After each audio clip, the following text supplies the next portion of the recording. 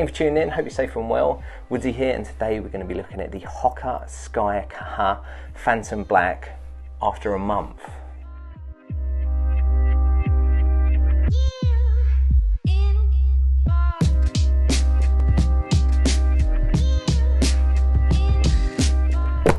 So I upgraded my boot to something more comfortable, something a little bit more premium, which was this pair of Hokas, or Hokas, however it is pronounced.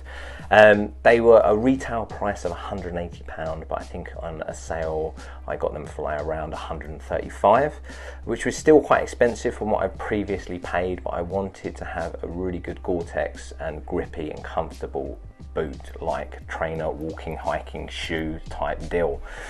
And I found them really good. So I've had some negatives and a lot of positives. So let's start off with the sizing.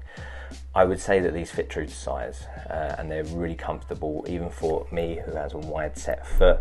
I feel like they're nice and wide around that area and really comfortable, and you have a little bit of room at the end of the toe, but not too much, because I feel like if you went like a lot bigger than what you're supposed to, you're going to be sliding about and it's going to have like wear and tear to your feet as you're doing long walks. So I would advise true to size.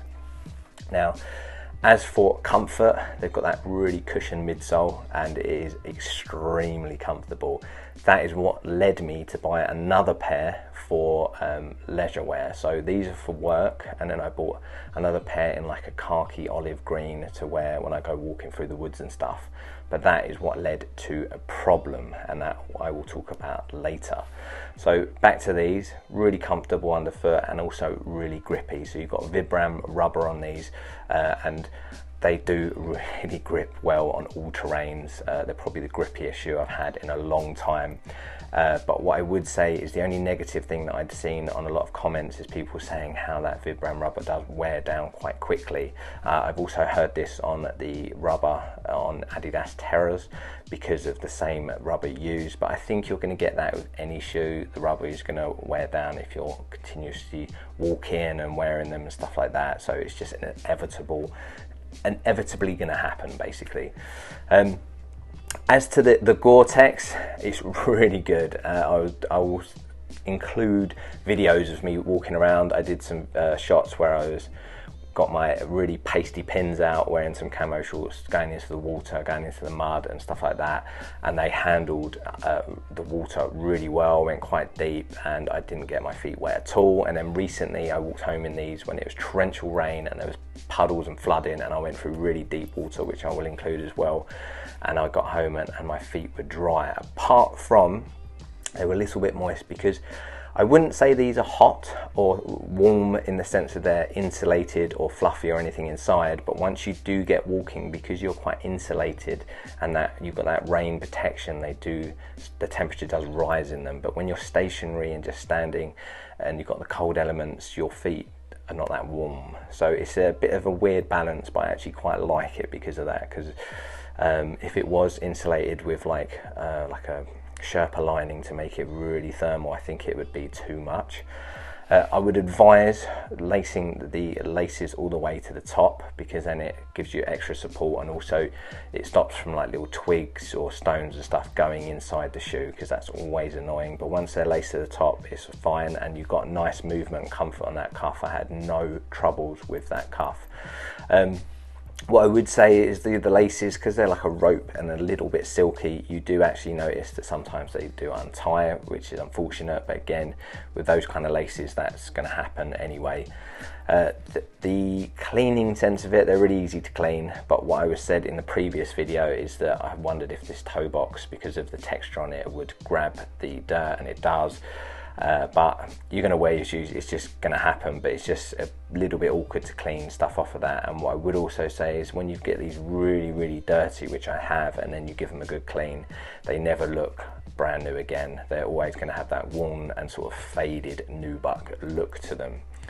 Now to the main negative. So I bought another pair of these and I was walking around in them, and pretty quickly I got really like painful heel.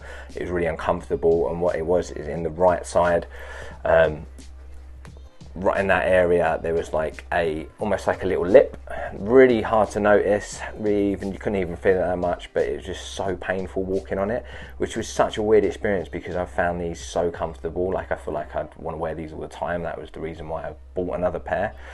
And even though I didn't purchase that pair from Hoka itself, I know someone who at work bought these after me and had the same problem, and he'd actually purchased from Hoka's website. So he had the same pain and rubbing in that area and sent them back for a return. Unfortunately, I didn't go through the actual brand itself to get that other pair because it was discounted on a website. So it might be a bit of a ball ache to actually get them refunded, which is a bit annoying. Now hopefully, because these are the first version, there's now a second version. Hopefully they have sort of like mitigated against any of those sort of problems happening.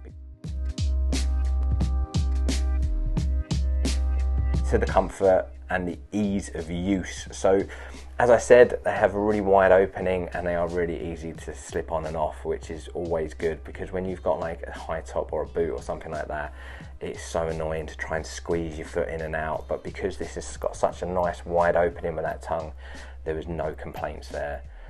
All round, I would actually definitely recommend this pair, and I would hope to get the second model at some point.